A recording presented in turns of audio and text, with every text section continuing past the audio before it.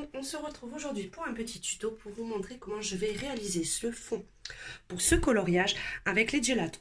Alors vous allez me dire, on commence le fond alors que le coloriage n'est pas terminé. Alors, j'ai une idée très précise de la couleur du fond, mais j'ai encore quelques petits doutes sur les quelques fleurs à l'intérieur. Donc, je préfère faire le fond pour avoir un rendu, le rendu que je souhaitais, et puis après pouvoir améliorer ou rajouter des petites touches de couleur qui iront bien avec le fond. Donc, c'est pour ça que je vais le faire en plein milieu de mon coloriage. Donc, pour ça, je vais, comme je vous l'ai dit, faire au gelato. Et je vais utiliser ces teintes-là. Donc, le café glacé, je ne sais pas si on le voit bien. Ensuite, le champagne doré, le jaune basique et le rose glacé. J'aurai besoin aussi de mes petits cotons-tiges que voici, de ma petite éponge d'écolier que j'ai au préalable imbibée avec de l'essence sans odeur. Voilà, donc c'est tout simple une fois qu'on a le matériel. Alors pour les gelatos c'est simple, alors juste une petite chose, je vais mettre juste une protection en dessous. Bien sûr pas préparer avant de commencer la vidéo, sinon c'est pas normal et c'est pas marrant. Allez, voilà, je préfère protéger parce que comme les dessins derrière sont faits, j'ai pas franchement envie de les abîmer. Alors c'est parti. Alors le gelato, moi je le fais au freestyle. J'aime que les effets, enfin, j'aime quand c'est pas uniforme. J'aime quand ça part un petit peu dans tous les sens. Donc je vais commencer au hasard. Donc je vais prendre le premier qui me vient. Donc là ça sera le rose glacé. Et je vais faire petite partie par petite partie parce que le gelato a tendance un petit peu à sécher. Et je préfère faire une partie après une autre comme ceci. Et pas tout d'un coup pour éviter que le gelato sèche trop et que ça soit un peu plus compliqué après à estomper. Donc je fais des parties comme ceci. Je ne m'approche pas trop près du bord non plus parce que je veux que le bord soit un peu plus clair pour que ça fasse un effet un petit peu de lumière. Donc je mets déjà mon rose par petites touches. Ensuite je prends, ça c'est le plus foncé, que je vais mettre un peu plus aux extrémités. Et un petit peu quand même des touches par endroit, mais surtout aux extrémités. Je les referme bien à chaque fois, ça évite aussi qu'ils sèchent. Dans les interstices, je vais mettre mon doré. J'aimerais que ça soit la couleur un peu la plus prédominante. Donc je vais essayer d'aller au plus près de mes dessins. Mais comme ceci. Et enfin, par parcimonie, on va rajouter le jaune. Pour faire un petit peu, juste un effet un peu de lumière. Hein. Enfin, c'est juste pour ça. Donc, quand je vois des petits trous, j'essaie de m'y engouffrer et de mettre le jaune. Donc déjà pour cette partie, on va voir ce que ça donne. Et ensuite, s'il y a des ajustements à faire, on pourra les rajouter par la suite. Donc je prends mon coton que j'imbibe bien d'essence sans odeur et j'y vais. Donc là, je vais faire les parties rose et doré.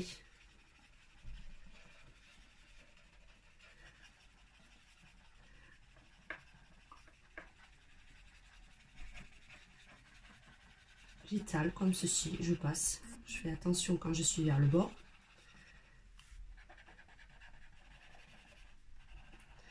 Pour l'instant, je passe pas sur le jaune. Parce que si je passe de suite sur le jaune, en fait, le jaune, avec le coton qui est un petit peu, déjà un petit peu sale, on va beaucoup moins le voir. Et il ressortira beaucoup moins.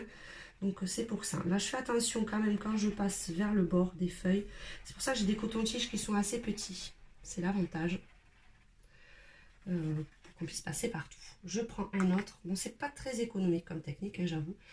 Et là, je vais faire mes parties jaunes. Si je déborde sur les papillons, c'est pas bien grave. J'essaie le moins possible quand même. Mais j'essaierai de me rattraper avec la couleur par la suite. Mais comme là, c'est de couleur assez claire, c'est franchement pas bien grave du tout. Parce que déjà, je sais que les petites fleurs, là, je vais les faire au stylo gel pour faire un petit effet brillant. Donc, ça ne me gêne pas si je passe par-dessus. Hein. Donc là, dans l'ensemble, c'est à peu près bon. Et j'en prends un dernier pour le plus foncé. Vous voyez là, ça commence déjà à sécher. Donc il faut que je mette beaucoup plus d'essence sans odeur. Et là, moi, j'y vais avec les doigts. Pour essayer de l'étaler le plus possible ma couleur.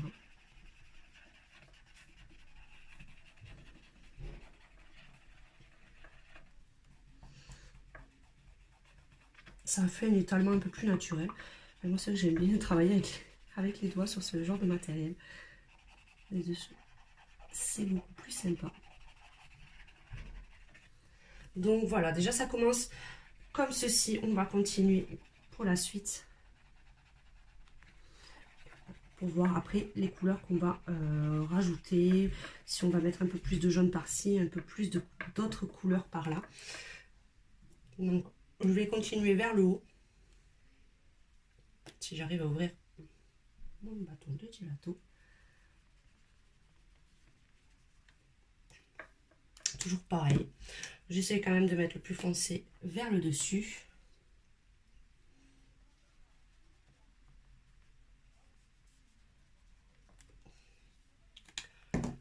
Hop, un peu de rose.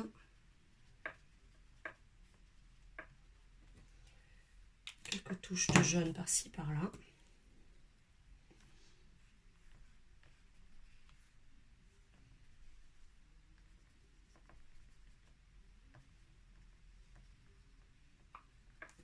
Et là, je vais rajouter quand même un peu plus de doré. Parce que je veux quand même que le doré soit un peu plus prédominant, comme je vous ai dit tout à l'heure. Et là, je trouve qu'il y a un peu trop de rose.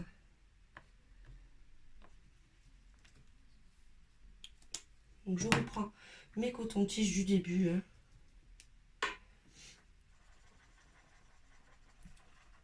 Et je fais pareil, je fais l'ensemble d'abord le doré et le rose. J'évite de passer trop sur le jaune. Bon là je passe un petit peu, mais je ne l'étale pas complètement.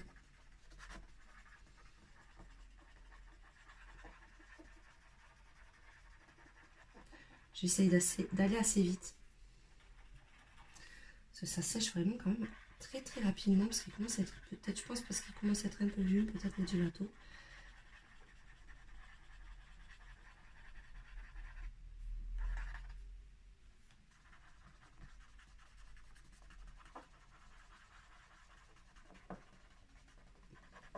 Donc là je passe. Quand je vois que ça commence à être un peu juste, ben, je remets un peu d'essence sans odeur hein, sur mon coton.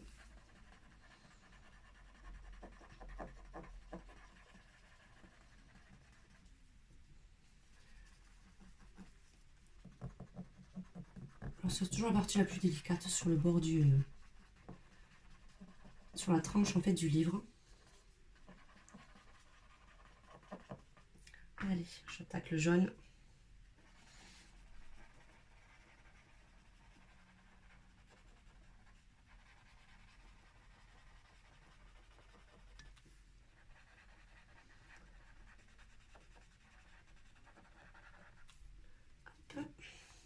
Bon là il est tout seul.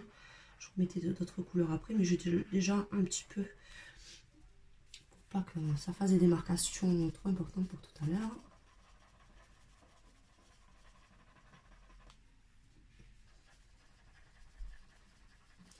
Voilà. Et après je prends mon coton-tige le plus foncé et on va attaquer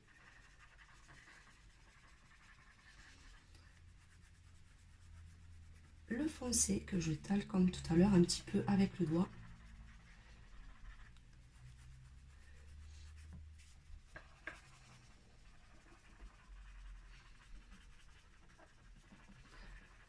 Voilà, je tourne un petit peu, j'étale bien.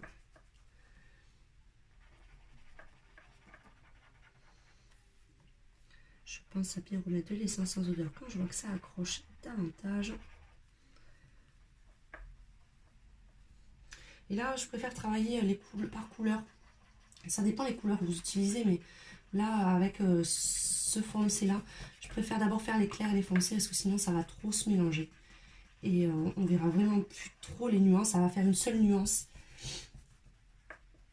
Et ça ne fera pas l'effet que je souhaite pour ce colo. Alors pour les petites zones, par contre, le plus simple, quand vous avez des toutes petites zones, hop, moi, j'en mets sur le bout de mon coton-tige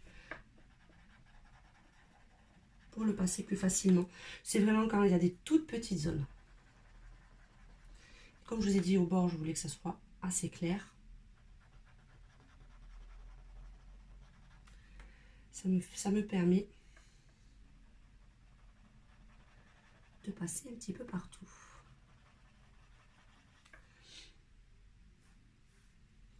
Surtout que celui-ci de dessin, il a vraiment des toutes petites formes par-ci par-là.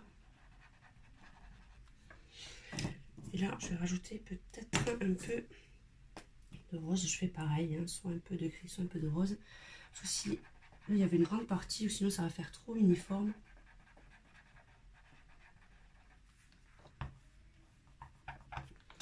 Et c'est pas ce que je souhaite.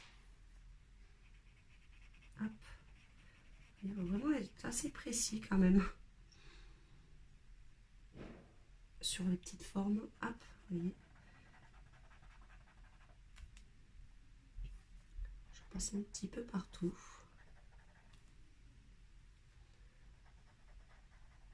Comme ceci. Allez, ben vous avez compris à peu près le principe. On va passer à la partie accélérée pour la suite du colo. Allez, on se retrouve tout de suite.